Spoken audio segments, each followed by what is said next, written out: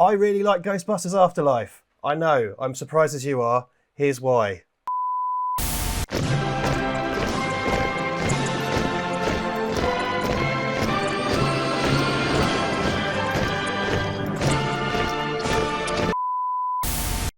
Right, before we begin, I've reviewed a Ghostbusters film on the internet before, and I know better. So let's just be completely clear about something.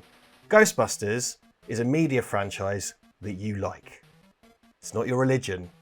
Nobody, including you, or me, or my mum, have to die, or get shitty comments suggesting that I might die, because I disagree with you about the media franchise Ghostbusters, okay? See also Batman, Star Wars, Star Trek, and all the rest. They're just films, all right? So let's all just chill out. Go hug someone you love, walk a dog, have a cup of tea, all right?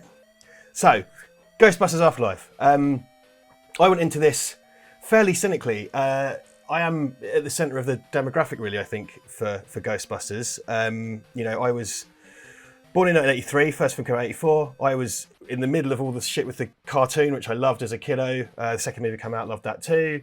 But I'm not like a big fan, and quite often I view Ghostbusters at the heart of what I consider to be sort of like nostalgia boredom, something I've talked about a lot of times. I think it's one of those kind of standard holders for sort of sorry, but kind of nostalgia bores. They're great movies and I do love them, but I'm not a huge fan or anything.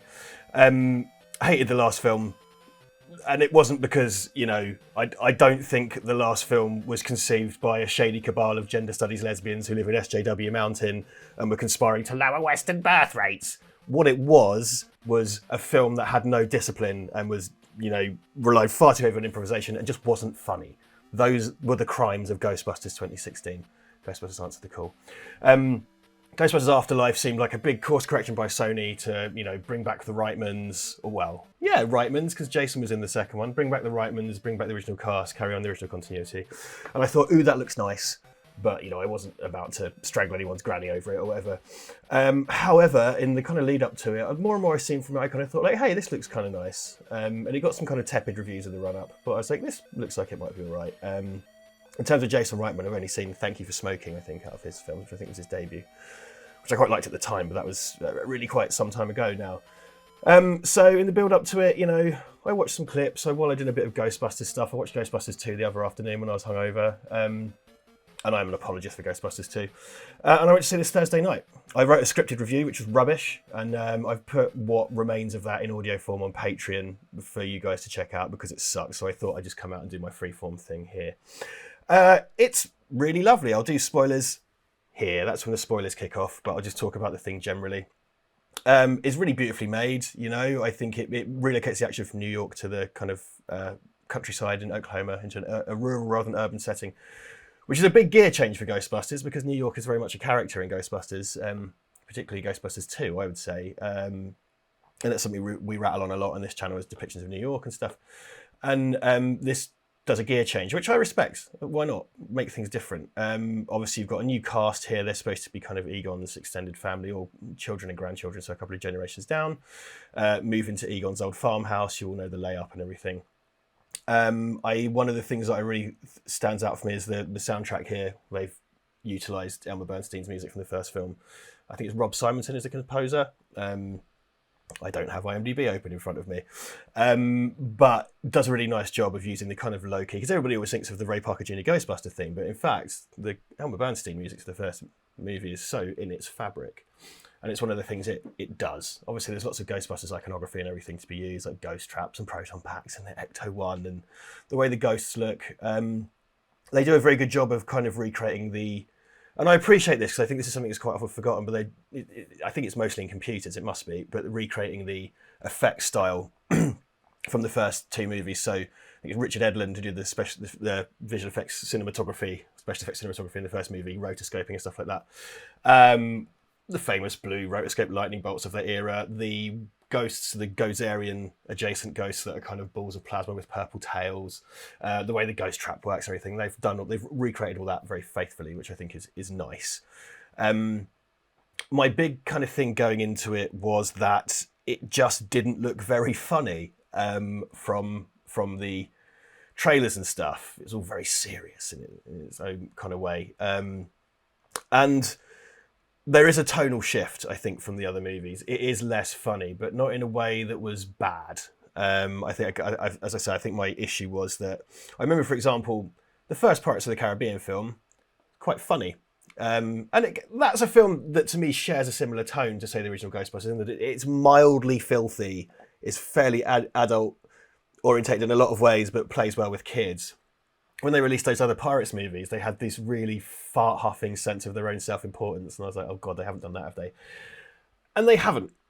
A lot of people are comparing this to Spielberg. You know, it's kind of Spielberg thing, and I get that because it's kind of like the classic thing of a divorced or separated mum and dad. Dad's not in the picture in this case, as is often the thing with Spielberg, and the kids kind of getting on with it. I would put it in an Amblin space, more so anything like a Joe Dante film, I thought.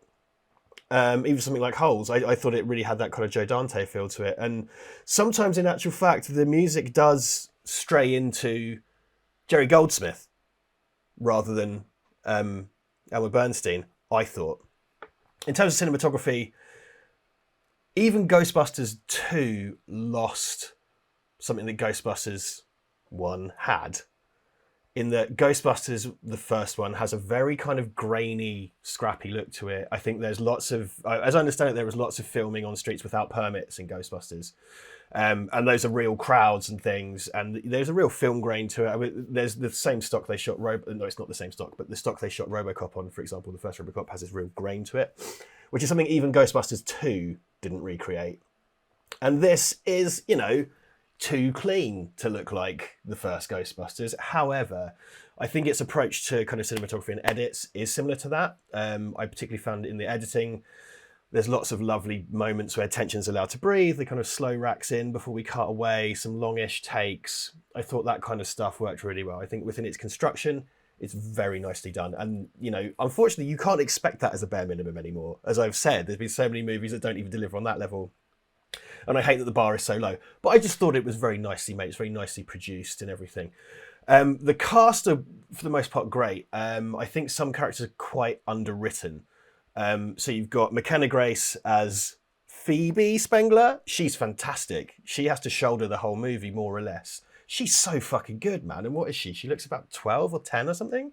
Like, young kid doing amazing work. And also, to me, feels like a portrayal of neurodiversity, right? Because she demonstrates, I would say, autistic spectrum qualities, as Egon kind of did, but I think it's taken more serious in this film. And what it doesn't do, which is what films love to do now, is like massively signpost that. This is just a clear case of good representation at the centre of the film.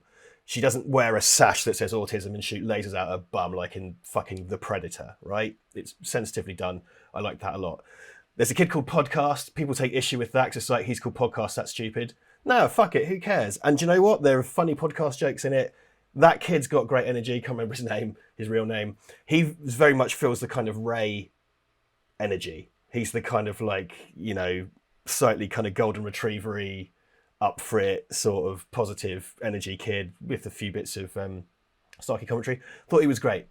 Finn Wolfhard as boy and Finn Wolfhard's girlfriend as girl, don't have IMDb open, sorry, they felt quite underwritten to me. And these are our 4 kind of new Ghostbusters, really. They didn't feel like they had a lot going on, which is a shame. Because I think, and the focus is more on Phoebe and to a lesser extent Podcast, but they felt a little bit kind of blank to me, which is a shame. Though it was nice to see Bokeem Woodbine as girl's dad in a small role. Because those of us that have seen Blackmail love Bokeem Woodbine. He's cool. Sounds weird. Paul Rudd, I think, is perfect for a Ghostbusters movie. He's someone I really like. Everybody likes Paul Rudd. Come on. Someone's in the comments going, I hate Paul Rudd. Good for you. He's great. He's perfect fit for this. I think the kind of Ghostbusters humour, I think since they announced him, it is a great lock. Carrie Coon as the girl's, or the kid's mum, or Egon's daughter. She's great. It's kind of like snarky put upon mum. Really good stuff. Liked all of that. And there's a few supporting roles I really liked. This does lead into the problems I have. This film retreads a lot, right? It's a sequel to the first movie. in every way. There are things from the second film in it, like raise occult books, right? That's only in the second movie, so they're not kind of erasing the second one, but they are, people don't like Ghostbusters 2, including the people that made it. I do. This is very much sequel to the first one, and it's following on plot from the first one, and I'll get into spoilers in a minute, but it's very much carrying on from that. And it therefore inevitably retreads a lot, and a lot of that is put onto Paul Rudd and Carrie Coon's characters, which, if you've probably seen from the trailers, might be fairly kind of self-explanatory. And there is stuff in the third act where it's like line for line dialogue from the first movie, and it's like, this isn't, if you made it, they keep making Star Wars movies, right? Putting dialogue references to a first Star Wars film now, it's like, well, there's 20 of them or whatever. There isn't 20, but you know what I mean. In a Ghostbusters film, it's like, there's only 4, including this one. There's no point feeding us back stuff from the first movie. We all know it, and if it's just there for me to stand up and go like, I recognise that, give me a rub on my tummy, there's no point in being there. And I think that plagued it in the third act, which is very frustrating. I don't think it outstayed its welcome at all. It weighs in about 2 hours, and I was never bored. I had a really good time with it. People love to say that I'm this kind of like stone-hearted monster, which is only partially true. But this gave me all the feels, as young people say. I was just kind of enjoying it and going along with it. I think a big part of it for me is that I'm not the hugest Ghostbusters fan, so I was able to just get kind of swept along with it. Though I do love those movies, but I was just kind of swept along with it, and I think the emotional stuff in it really worked for me. I think the character stuff really worked where it was there. Like I say, it's unevenly applied, which is frustrating. The humour is there, and the humour is good. It's that nice kind of dry Ghostbusters-y humour, but there is a tonal shift. It's more of a family adventure than the other ones were, and I don't mean that in a bad way, because I think, family can be a dirty word among people that, watch the kind of movies we do. But I thought it really worked on that level. And there are certain things in it, again, going back to the Joe Dante thing, you've probably seen in the marketing about the mini puffs, like mini marshmallow men. And I was kind of like, when that was in the promotional stuff, I was like, oh my God, Jesus, like really? Like we're going to have bloody, this kind of nostalgia baiting coprophagy, basically. However, that's when the movie briefly turns into Gremlins. And if you actually watch what's going on in that scene, it's pretty dark. Like what those characters are doing is quite dark. So it's got that going for it. I'll do spoilers now. I liked it. Go watch it. I dug it. I'm into it. If you like Ghostbusters, you probably either really like it or really hate it. I don't know what to tell you, man. So here come the spoilers. So, Harold Ramis is dead. That's a spoiler for reality. Can't help you there. Them's the facts. God bless him. He's someone whose work I really love, and that was all very sad when that happened. I knew from the outset, like I was looking at this and I was like, 100% there's going to be a ghost Egon, and it's going to be like this horrendously mawkish thing. What I didn't expect is the opening scene is Egon dying and getting killed by a fucking terror dog, played by Stand-In. And it's, like at the start of Austin Powers, where they always have to have like a bit of fruit over his dick. It's that with the stunt double's face for Harold Ramis. So I didn't expect that. I kind of thought like, wow, that's okay. Good on you. I mean, I don't think this is... I don't think it's something that Harold Ramis would have objected to. I don't know the man, but looking at his body of work and his friends and who's involved in this, I don't know. But, so it opens like that, which is just like, wow, the family inherit the house. And lo and behold, at the end of the film, there is a ghost Harold Ramis. And that's the big kind of emotional bit of the film. I didn't mind it at all. I really went along with it. I really dug it. I was into it. I thought it was cool. I enjoyed the scene. It's a big emotional scene. It's done quite nicely. They laid it on a bit thick. Frustrated me a bit, like basically Ghost Egon. And by the way, they've made him look like an older version of Egon we know from the movies. He doesn't look like Harold Ramis looked like towards the end of his life. He's kind of slim. He's got a beard. He looks really cool, but he's in it quite a lot. And he's in the scene when the original Ghostbusters turn up, of course. He kind of gets to make peace for everybody. He kind of dissipates, and then it says for Harold. And then the film carries on not for long, but the film continues, and it's like, no, put that at the end. That's like having a kind of memorial credit in the middle of your movie. I found that odd. Gozer is in it. Basically, it's Gozer and the Terror Dogs from Ghostbusters, the first Ghostbusters. Tons of reference to Ghostbusters, the first Ghostbusters. It's basically the plot of Ghostbusters, the first Ghostbusters is not finished, and they have to wrap it up because Ivo Shandor had a mine out in bumfuck nowhere, and Egon knew it, and he was trying to contain it, and the other Ghostbusters wouldn't believe him. So you've got a new actor playing Gozer, with the flat top, the Terror Dogs, and stuff. Which, hey, you know, these are the things that frustrated me, is when it was just kind of like, well, we've seen this. It's annoying. Paul Rudd and Carrie Coon become the gatekeeper and the keymaster, and do all that. And Paul Rudd does a great Rick Moranis run, or shamble, which is lovely. But again, you know, we've seen that. At the very end of the movie, the real Ghostbusters turn up for, you know, like 5 minutes at the end to help vanquish Gozer again. And they end up sort of standing around delivering bits of dialogue that's like just variation upon stuff they said in the first film. And again, they've only done 3 of these. I'm not counting, you know, as their characters, I'm not counting the last one. They've only done 3 of them. They don't need to come back out and fucking, you know.